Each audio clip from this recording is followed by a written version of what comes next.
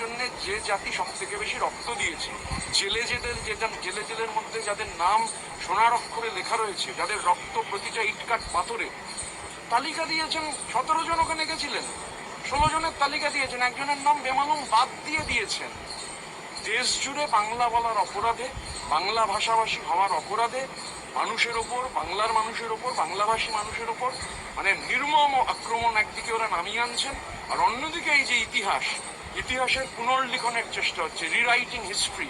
সেই হিস্ট্রি লিখতে গেলে বাঙালিকে মুছে না দিলে ইতিহাস লেখা যাবে না। নতুন করে দেশের ইতিহাস যদি লিখতে হয়, স্বাধীনতার লড়াইয়ে যাদের কোনো ভূমিকা ছিল না, গোটা স্বাধীনতার লড়াইয়ে যারা কোনো ভূমিকা পালন করেননি, ব্রিটিশদের সাহায্য করেছেন, তারা বীর বাঙালির গাথা ভুলিয়ে দেবেন, এটা হতে পারে না। নমস্কার, সুজিত চট্টোপাধ্যায়। আজকে আমাদের যেটি বিষয় সেটা হচ্ছে বিজেপির একদিকে বাঙালি ঘৃণা, ভীতি, তার পাশাপাশি বাংলার ইতিহাসকে যতটা সম্ভব ছেঁটে ফেলা। কোন বাংলার ইতিহাস?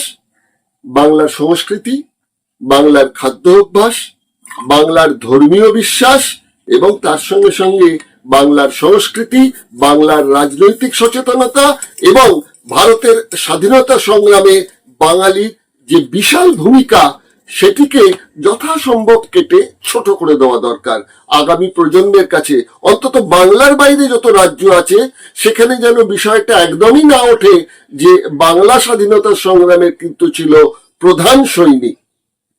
এই বিষয়টা কেন বলছি না, এই মুহূর্তে তৃণমূলের সাংসদ ঋতব্রত বন্দ্যোপাধ্যায়, রাজ্যসভার সাংসদ, তিনি একটি প্রশ্ন তুলেছিলেন রাজ্যসভায়। প্রশ্নের উত্তর দিয়েছিলেন এই বিষয়ের যিনি মন্ত্রী, তার নাম হচ্ছেন গজেন্দ্র সিং শেখাওয়াত। তিনি বলেছেন যে না, আন্দামানে যে সেলুলার জেলে যাবজ্জীবন কারাদণ্ড প্রাপ্ত যত ছিলেন অর্থাৎ বিপ্লবী, তাদের নামের যে তালিকা, সেই তালিকা স্বয়ংসম্পূর্ণ। আলাদা করে সেখানে কোনো রকম কিছু তৈরি করার কোনো ব্যাপার নেই। আপনাদের মাথায় রাখতে হবে যে এই আন্দামান, এই সেলুলার জেলে আমাদের প্রধানমন্ত্রী গিয়েছিলেন। তিনি গিয়ে এখানে প্রায় 900টার বেশি ছোট ছোট খুপড়ি ঘরে বন্দীদের রাখা হতো আর কি।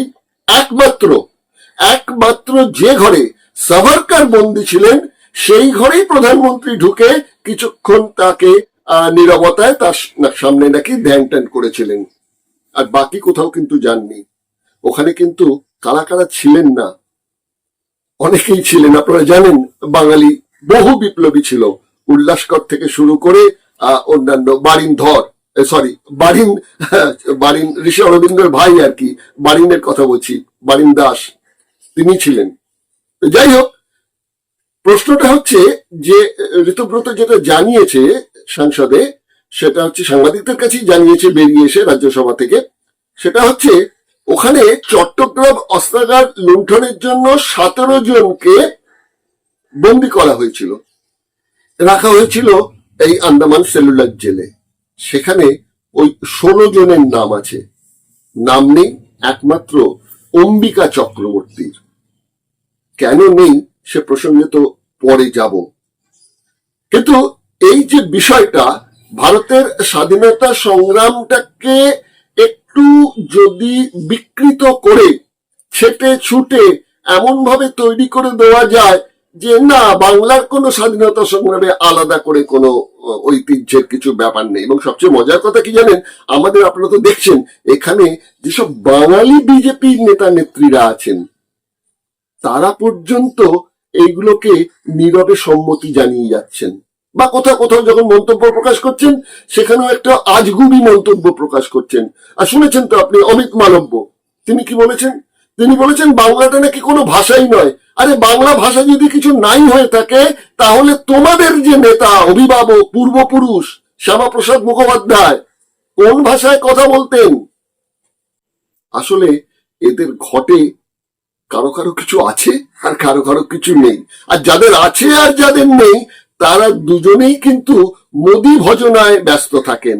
মোদিজি যা বলবেন, আরএসএস যা বলবেন, সেগুলোকেই মাথা নত করে মেনে নিতে হবে। রাত্রে সূর্য ওঠে, হ্যাঁ সূর্য ওঠে, কেন না তাদের নিজেদের অস্তিত্বটা রক্ষা করতে হবে। বাংলা সংস্কৃতি কি এসে যায়? এই যে দ্বিচারিতা, এই যে বিশ্বাসঘাতকতা বাঙালিদের মধ্যে কিন্তু প্রথম থেকে ছিল, যার জন্যই এরাও এই সাহসগুলো পাচ্ছেন। এবং তথাকথিত যারা বাংলার বাইরে ওই হিন্দি সাম্রাজ্যবাদীদের যারা প্রতিভূ, তারাও কিন্তু এই সুযোগ নিয়ে পারচেস করে নিচ্ছেন এখানকার এক সম্প্রদায়ের বাঙালিকে। যাক, কথা বাড়াবো না, আমরা চলুন চলে যাই একটা প্রতিবেদনে। পোর্ট ব্লেয়ারের আন্দামান ও নিকোবর প্রশাসনের শিল্প ও সংস্কৃতি অধিদপ্তরের তথ্য, 1909 থেকে 1938 পর্যন্ত সেলুলার জেলে 585 জন বন্দী বিপ্লবী ছিলেন।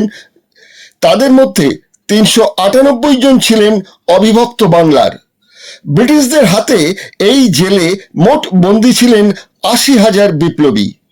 ভারতের মূল ভূখণ্ড থেকে প্রায় 1370 কিলোমিটার পশ্চিমে এই কারাগার নির্মাণের ইট নিয়ে আসা হয়েছিল বার্মা থেকে, অর্থাৎ আজকের মায়ানমার থেকে। 4 তলার এই কারাগারে 698টি বন্দি কক্ষ ছিল। এখানে তিলে তিলে বন্দীদের মৃত্যু যন্ত্রণা ভোগ করানো হতো। বহু বিপ্লবী বন্দীকে অমানবিকভাবে এখানকার ফাঁসি মঞ্চে ঝুলিয়ে দেওয়া হয়েছিল। এই আন্দামান দ্বীপের আলাদা ইতিহাসও আছে। 7ম শতাব্দীতে বৌদ্ধ সন্ন্যাসী পরিব্রাজক ইচিং যেমন আসেন, তেমনি 12 শতাব্দীতে পরিব্রাজক মার্কোপোলো এসেছিলেন। আন্দামান শব্দটির সঙ্গে পুরাণের হনুমানের নাকি যোগ আছে।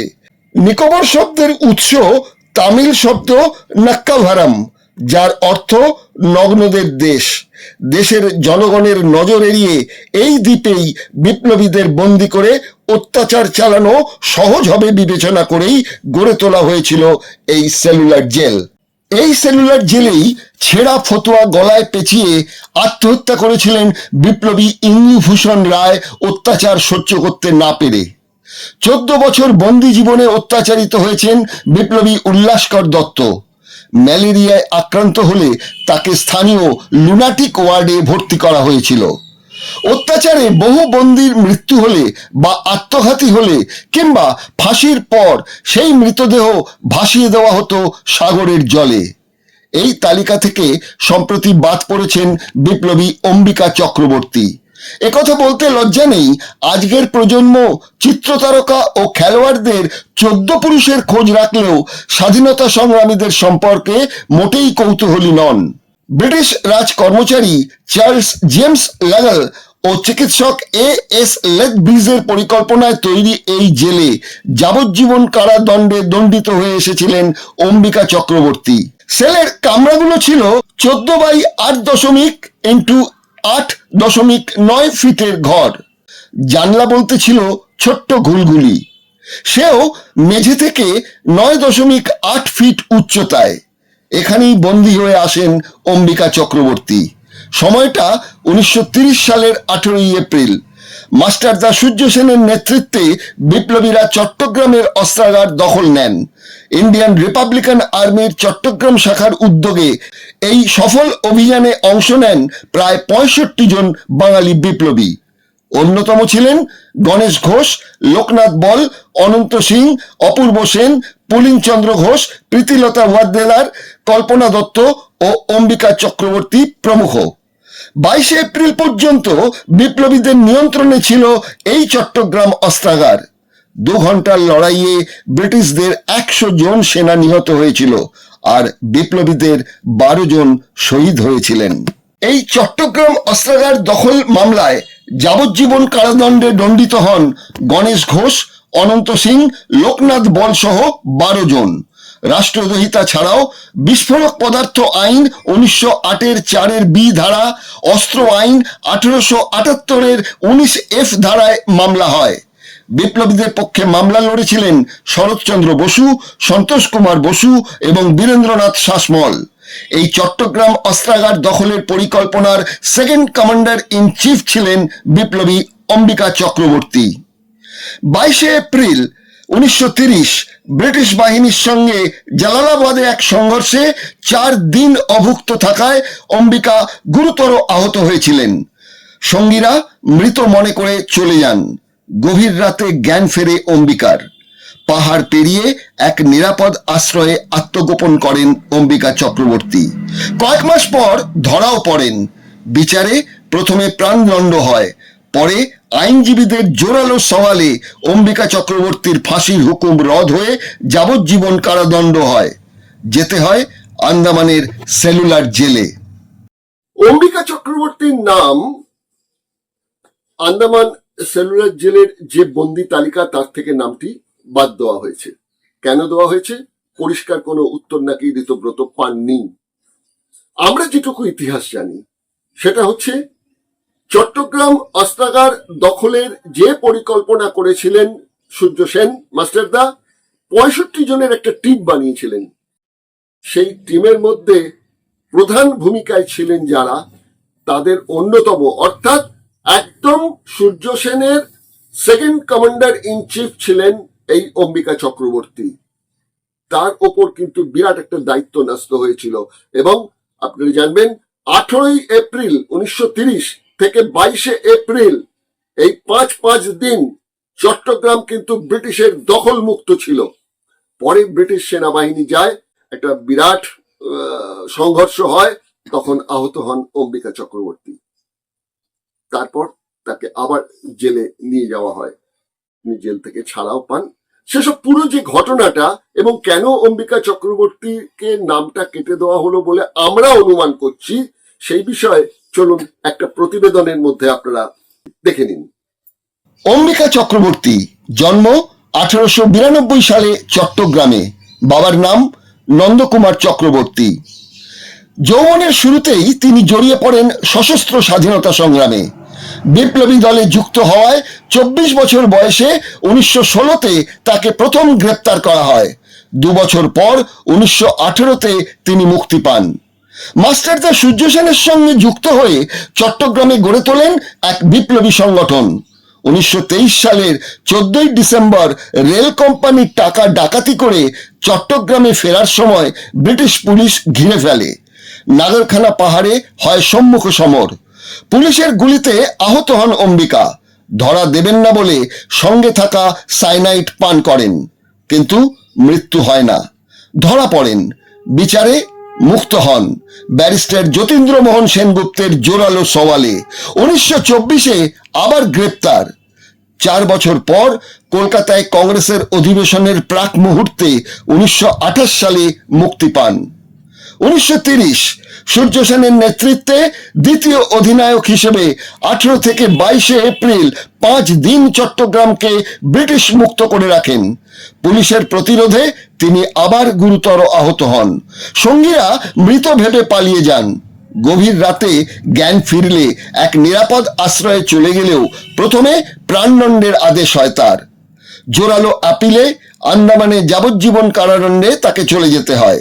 সঙ্গী ছিলেন গণেশ ঘোষ, অনন্ত সিং, লোকনাথ বল সহ মোট 17 জন। 1946 ব্রিটিশ ততদিনে মনস্থ করে নেয় ভারত ছাড়বে তারা, ক্ষমতা হস্তান্তর হবে। মুক্তি পেয়ে খবর পেলেন সহযোদ্ধাদের মধ্যে অধিনায়ক মাস্টারদা নৃশংসভাবে খুন হয়েছেন। এক বাঙালি বিশ্বাসঘাতক নেত্র সেন তাকে ধরিয়ে দেয়। শহীদ হয়েছেন প্রীতিলতা সহ আরো অনেকে। ইদানিং একটু বেশি করে শোনা যাচ্ছে বিজেপি যে রাজ্য নেতারা, তারা তো বটেই, কেন্দ্রীয় নেতারাও বলছেন, যখনই তাদের বলা হয় যে স্বাধীনতা সংগ্রামে জনসংঘ, বিজেপি, হিন্দু মহাসভা, আরএসএস এর ভূমিকা কি, তখন ওরা লাফিয়ে পড়ে বিশেষ করে কমিউনিস্টদের ওপর। তারা বলেন কমিউনিস্টদের ভূমিকায় কি, কমিউনিস্টদের ভূমিকাও নাকি রহস্যজনক ছিল স্বাধীনতা সংগ্রামে। সত্যি কি তাই? কমিউনিস্টদের ভূমিকা এরকম ছিল? হ্যাঁ, তারা কংগ্রেসের যে সো কল্ড জাতীয়তাবাদী যে নীতি তারা গ্রহণ করেছিল, যেখানে উচ্চ বর্ণের মানুষজন এবং ধনী মানুষদের তারা পৃষ্ঠপোষকতা করতেন, তখন এই কমিউনিস্ট পার্টির যারা ছিলেন তারা আপত্তি করতেন। ভগৎ সিং তিনি কিন্তু এই মার্ক্সবাদী আদর্শেই তার সংগ্রাম করে গেছেন। লোকনাথ বল, কল্পনা দত্ত, গণেশ ঘোষ, আজাদ হিন্দ ফৌজের লক্ষ্মী সাইগল এরা পরবর্তীকালে কিন্তু সবাই কমিউনিস্ট পার্টিতে যোগদান করেছিলেন। কেন করেছিলেন? কেননা একটা বিরাট ইতিহাস রয়েছে কমিউনিস্ট পার্টির ভারতের স্বাধীনতা সংগ্রামের আন্দোলন প্রসঙ্গে। আমরা এই যে অম্বিকা চক্রবর্তীকে বাদ দেওয়া হলো সেটার কারণও তো আপনাদের কাছে বলার, যে সেটা হচ্ছে যে অম্বিকা চক্রবর্তী 46 সালে যখন মুক্ত হয়ে ফিরে এলেন আন্দামান থেকে, কমিউনিস্ট পার্টিতে যোগ দিলেন এবং কলকাতার টালিগঞ্জ দক্ষিণ কেন্দ্র থেকে বিপুল ভোটে নির্বাচিত হলেন বাম প্রার্থী হিসেবে। সুতরাং এই বামেদের নাম তো একটু বাদ দিয়ে দিতেই হবে। তারই একটা সুপরিকল্পনা চলছে, তার সঙ্গে বাংলা ভাষা এবং বাঙালি ইত্যাদি নিয়েও নতুন নতুন তত্ত্ব খাড়া করছেন। এখন বাঙালিদেরই চিন্তা করতে হবে যে বাংলা তত্ত্ব তারা এতদিন যা জেনে এসেছেন সেটা বজায় রাখবেন, না এখন এই হিন্দি সাম্রাজ্যবাদীদের দল এবং তাদের এই যে বাংলার আমচা চামচা যারা আছেন তারা নতুন করে যা শেখাচ্ছেন সেটাকেই তারা মগজে নেবেন। সে ভার তো রইল আমাদের এখানকার বাঙালিদের ওপর। চলুন আমরা এই অম্বিকা চক্রবর্তী সম্বন্ধে একটা প্রতিবেদন দেখে নিই। 1933 সালের 12 মে সেলুলার জেলের কিছু বিপ্লবী বন্দী অনশন শুরু করেন অত্যাচারের বিরুদ্ধে। মহাবীর সিং, মোহন কিশোর নামদাস ও মোহিত মৈত্রের মৃত্যু হয়। ব্রিটিশ রাজ শেষ পর্যন্ত সমঝোতায় আসে। সেলুলার জেলে এই অমানবিক আচরণের দাবিতে যে অনশন হয়েছিল 46 দিনের শেষে সেই অনশন বন্ধ হয় 26 জুন 1933 সালে। কমিউনিস্ট গোষ্ঠীর নতুন করে সূচনা হয়। 1935-এ কমিউনিস্ট কনসলিডেশনের প্রতিষ্ঠা হয়। নেতৃত্বে ছিলেন হরেকৃষ্ণ কোমার। স্লোগান তৈরি হয় ইনকিলাব জিন্দাবাদ, দুনিয়া কা মজদুর এক হো। এই কমিউনিস্ট কনসলিডেশনের সদস্য ছিলেন সুধাংশু দাশগুপ্ত, নিরঞ্জন সেনগুপ্ত, নলিনী দাশগুপ্ত, গণেশ ঘোষ, বটুকেশ্বর দত্ত, শচীন্দ্রনাথ সান্যাল প্রমুখ। 1926-এ বিপ্লবী ভগৎ সিং মার্ক্সবাদী তত্ত্বে নওজওয়ান ভারত সভা প্রতিষ্ঠা করেন। 1925-এ কাজী নজরুল, হেমন্ত কুমার সরকার, কুতুবউদ্দিন আহমেদ, শামসুদ্দিন হোসেনের নেতৃত্বে বামপন্থী কৃত্তি কিষাণ পার্টি তৈরি হয়। প্রথম পূর্ণ স্বরাজের দাবি তোলেন কংগ্রেসের এক সংখ্যালঘু নেতা কবি হসরত মোহানি ও কমিউনিস্ট নেতা স্বামী কুমারানন্দ। বামপন্থীদের নেতৃত্বেই স্বাধীনতার লড়াইয়ের জন্য অর্থ সংগ্রহের তাগিদে 1925-এ কাকরি ট্রেন ডাকাতি হয়। 1922-এ পেশোয়ার ষড়যন্ত্র মামলা, কানপুর বলসেভিক ষড়যন্ত্র মামলা, 1928-এ লাহোর ষড়যন্ত্র মামলা। 1929 সালে গিয়ে ব্রিটিশের ত্রাস সঞ্চয় করেন এইসব কমিউনিস্ট বিপ্লবীরা। এই মুহূর্তে 26-এর নির্বাচনের প্রাক্কালে বিজেপি নিজেই নিজের কবর খুঁড়ছে বাঙালিকে বেনাগরিক করানোর প্যানিক তৈরি করে। অন্যদিকে এদেশে বাংলা ভাষা বলে কিছু নেই এমন মূর্খের মতো মন্তব্য করে ফেলেছেন বিজেপির এক যোদ্ধা এবং দলের আইটি সেলের জাতীয় আহ্বায়ক বাংলার পর্যবেক্ষক অমিত মালব্য। কেই অমিত মালব্য? আরএসএস সদস্য শান্তনু সিনহা, যিনি রাজ্যের বিজেপি নেতা রাহুল সিনহার ঘনিষ্ঠ। তিনি কলকাতার এক 5 তারা খচিত হোটেলে বিজেপির অফিসে যৌন নিপীড়নের অভিযোগ তুলেছিলেন এই অমিত মালব্যের বিরুদ্ধে। এই মুহূর্তে আন্দামানের 17 জন চট্টগ্রাম আন্দোলনের বন্দী তালিকা থেকে অম্বিকা চক্রবর্তীর নাম বাদ দিয়ে বিজেপি আরেক বিতর্কের সৃষ্টি করেছে। দীর্ঘস্থায়ী এক বাঙালি অস্তিত্ব ধ্বংস করার পরিকল্পনার এক অঙ্গ একে বলাই যায়। সর্বভারতীয় ক্ষেত্রে সাভারকরকে সেরা দেশপ্রেমী এবং বাংলার শ্যামাপ্রসাদ মুখার্জিকে সেরা দেশভক্ত হিসেবে প্রমাণের জন্য এক বিকৃত ইতিহাস রচনা করে বাংলার মানুষদের মগজ ধোলাই করে চলেছে বিজেপি। অথচ বাস্তব কি? এই ব্যাপারে অশোক চট্টোপাধ্যায় শ্যামাপ্রসাদ মুখোপাধ্যায় প্রসঙ্গে একটি প্রবন্ধ লিখেছিলেন দেশব্রতী পত্রিকার জানুয়ারি 2020 সংখ্যায়। 50 পৃষ্ঠায় তিনি লিখেছেন, এ জি নুরানি তার article 370 A constitutional history of Jammu and Kashmir এমন অনেক তথ্য প্রকাশ করেছেন যা কিনা শ্যামাপ্রসাদ সম্পর্কে বিজেপি ওয়ালাদের অনেক চাতুর্যপূর্ণ প্রচারের মুখোশ খসে পড়ে। অশোক চট্টোপাধ্যায় তার লেখনীতে শ্যামাপ্রসাদের স্মৃতিকথা প্রসঙ্গে লিখেছেন, তার স্মৃতিকথায় তিনি লিখেছেন যে জাজ হিসেবে তখন তার পিতা আশুতোষ মুখোপাধ্যায়ের মাসিক আয় যথেষ্ট ভালো হওয়া সত্ত্বেও তিনি অর্থাৎ তার পিতা কলকাতার বিশ্ববিদ্যালয়ের উপাচার্য হওয়ার ব্যাপারে উদর্গ আকাঙ্ক্ষী হন। এই তথ্য কি ক্ষমতার রাজনীতির প্রতি আশুতোষের উদগ্র আকাঙ্ক্ষার প্রতিফলক নয়? তার যৌবনে ছাত্র জীবনে আশুতোষ একজন জঙ্গি ছাত্র নেতা ছিলেন এবং অন্যায়ভাবে সুরেন্দ্রনাথ বন্দ্যোপাধ্যায়কে বিচারকের শাস্তি দেওয়ার প্রতিবাদে তিনি ছাত্র আন্দোলন গড়ে তুলেছিলেন। কিন্তু পরবর্তীকালে সেই আশুতোষই তার এই গৌরবজনক অতীতকে ভুলে গিয়েছিলেন এবং এই পরাধীন দেশে ব্রিটিশ সরকারের স্বার্থ সেবায় ব্রতী হয়েছিলেন। শ্যামাপ্রসাদও পিতার পদাঙ্ক অনুসরণ করেছিলেন এবং কলকাতার বিশ্ববিদ্যালয়ের উপাচার্য হয়েছিলেন। এ সময় তার বয়স ছিল মাত্র 30 বছর। এ প্রসঙ্গে স্মরণে থাকতে পারে যে বিশ্ববিদ্যালয়ে ইউনিভার্সিটি ট্রেনিং কোর গঠিত হয়েছিল। এর উদ্দেশ্য ছিল ছাত্রদের সামরিক ট্রেনিং দেওয়া এবং বিশ্ববিদ্যালয়ের প্রতিষ্ঠা দিবসে কুচকাওয়াজ প্রদর্শন করা।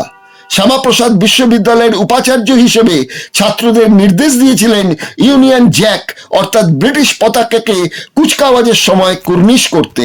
ছাত্ররা উপাচার্যের এই অন্যায় নির্দেশের প্রতিবাদ জানায়। নির্দেশ অমান্য করার জন্য বিদ্যাসাগর কলেজের এক ছাত্রকে চাবুক মেরে নির্মমভাবে প্রহার করা হয়। এর প্রতিবাদে কলেজের সমস্ত ছাত্র সম্মিলিতভাবে ধর্মঘটের ডাক দেয়। এর প্রতিক্রিয়ায় শ্যামাপ্রসাদ, ধরিত্রী গঙ্গোপাধ্যায় এবং উমাপদ মজুমদার নামে দুজন ছাত্রকে এই ধর্মঘটে যোগ দেওয়ার কারণে কলেজ থেকে বহিষ্কার করেন। উপাচার্যের এই অন্যায় সিদ্ধান্তের প্রতিবাদে বিশ্বনাথ মুখোপাধ্যায়ের নেতৃত্বে কমিউনিস্ট পার্টির অনুগত ছাত্র ফেডারেশন এবং ফরওয়ার্ড ব্লকের ছাত্র লীগের পক্ষ থেকে সম্মিলিতভাবে এক বৃহত্তর ছাত্র আন্দোলনের ডাক দেওয়া হয়। 1945 খ্রিস্টাব্দে সেন্ট্রাল লেজিসলেটিভ অ্যাসেম্বলি নির্বাচনে শ্যামাপ্রসাদের জামানত বাজেয়াপ্ত হয়েছিল। এতদ সত্ত্বেও তিনি কংগ্রেস মন্ত্রিসভার একটা দপ্তর পাওয়ার জন্য লালায়িত ছিলেন। ক্ষমতার ব্যাপারে শ্যামাপ্রসাদ এতটাই লোভী ছিলেন, স্বাধীনতা উত্তর পর্যায়ে তিনি পাকিস্তানের বিরুদ্ধে দেশভাগের শর্ত লঙ্ঘনের অভিযোগ এনে ভারত সরকারকে পাকিস্তানের বিরুদ্ধে যুদ্ধ ঘোষণা করতে প্ররোচিত করেছিলেন। শ্যামাপ্রসাদ তার দিনলিপির পাতায় জানুয়ারি 3, 1946 লিখেছিলেন যে মুসলিম লীগ, কংগ্রেস এবং ব্রিটিশ উভয়ের দ্বারাই প্রতিপালিত হচ্ছে।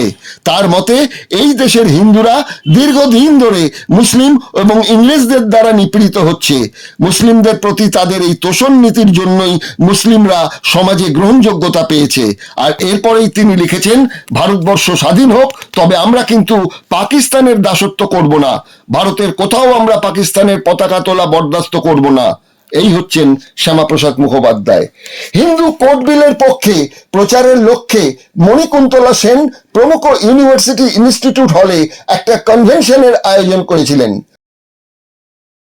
সেখানে মুখ্য বক্তা ছিলেন সরোজিনী নাইডু। শ্যামাপ্রসাদ সেই সভা মঞ্চ দখল করে নিয়ে সেই সভা ভণ্ডুল করে দিয়েছিলেন। এই হচ্ছেন শ্যামাপ্রসাদ মুখোপাধ্যায়। তিনি দ্বিধাহীনভাবে মুসলিম লীগকে হিন্দুদের ধ্বংসকর্তা হিসেবে অভিহিত করেছিলেন। তার দিনলিপি পাঠে জানা যায় যে শ্যামাপ্রসাদ এই বিষয়ে নিশ্চিত ছিলেন যে একটা গৃহযুদ্ধের মাধ্যমেই হিন্দু মুসলিম সমস্যার সমাধান সম্ভব। শুধু অম্বিকা চক্রবর্তী নন, আরো অনেক বাঙালি বিপ্লবী যারা রয়েছেন, তাদের যে কার্যক্ষমতা এবং তাদের যে বৈপ্লবিক অবদান ছিল স্বাধীনতা সংগ্রামে, সেগুলোকেও কিন্তু ক্রমশ ছাঁটাই করার কাজ চলছে। এবং সেটা ওই আন্দামান যে সেলুলার জেল, সেখানেতেও অনেক নাম ইতিমধ্যে ছেটে বাদ দিয়ে দেওয়া হচ্ছে। নতুন ইতিহাস রচনা করার দিকে এগোচ্ছে বিজেপি সরকার। এটাকে কিন্তু যারা রাজনৈতিক বিশ্লেষক, তারা এটাকে বলছেন নয়া ফ্যাসিবাদ। এই নয়া ফ্যাসিবাদ বোঝার মতন সেই রাজনৈতিক প্রাজ্ঞতা তো আমার নেই, কিন্তু এটুকু আমরা বুঝতে পারছি যে হ্যাঁ, একটা সূক্ষ্ম পরিকল্পনা চলছে যে বাঙালিদের সংস্কৃতিকে কি করে ছোট করে দেওয়া যায়, কেন এদের রক্তে আছে বিদ্রোহ। সুতরাং এই বিদ্রোহ দমন করতে হবে, তবেই কিন্তু পূর্বাঞ্চল দখলে আসবে। এই প্রচেষ্টা সেই বৈদিক যুগ থেকে শুরু হয়েছে। তারা অনেক কষ্টে কিন্তু পূর্বাঞ্চল গ্রাস করেছিল, বাইরের ব্রাহ্মণদের পাঠিয়ে এখানে ব্রাহ্মণ্যবাদ প্রতিষ্ঠা করে। অরিজিনাল যারা বাঙালি, যারা ভূমিপুত্র বাঙালি 85%, তাদের কিন্তু পদানত করে রাখা হয়েছে। যেমন রাখছেন শাসক দল, তেমন রাখছেন বিরোধী দল, সব উচ্চ শিখরে বসে আছেন উচ্চ বর্ণের ব্রাহ্মণ্যবাদী মানুষজন। তবে কিছু কিছু ক্ষেত্রে কিছু স্পেসিমেন তো রাখা হচ্ছে, সেই রাষ্ট্রপতি পদ থেকে শুরু করে অন্যান্য দলের নেতৃত্বের মধ্যেও, যে দুই একটা স্যাম্পল না রাখলে পরে তো এদের ভোট তো পেতে হবে। যাই হোক, আমরা আর কথা বাড়াচ্ছি না। এই অনুষ্ঠানটি আপনাদের কেমন লাগলো আপনারা মন্তব্য করে জানাবেন। যদি ভালো লাগে তাহলে লাইক দেবেন, অন্যকে শেয়ার করবেন। আর যদি খারাপ লাগে, মনে হয় যে একদম আনিয়ে বানিয়ে আমরা এসব কথা বলেছি, তাহলে পরে তীব্র প্রতিবাদে, তীব্র সমালোচনায় মন্তব্য করবেন। আমরা সেগুলো লক্ষ্য করব, এবং যদি আমাদের কোনো ভুল ত্রুটি থেকে যায়, একদম সরাসরি আপনাদের আমরা লিখে আপনাদের কাছে ক্ষমা চেয়ে নেব, যদি আমাদের কিছু ভুল থাকে। যাই হোক, শেষ করছি। কিন্তু আমরা যেটা মনে করি, দিগদর্শন 10-এর পাশে, দেশের সাথে। নমস্কার।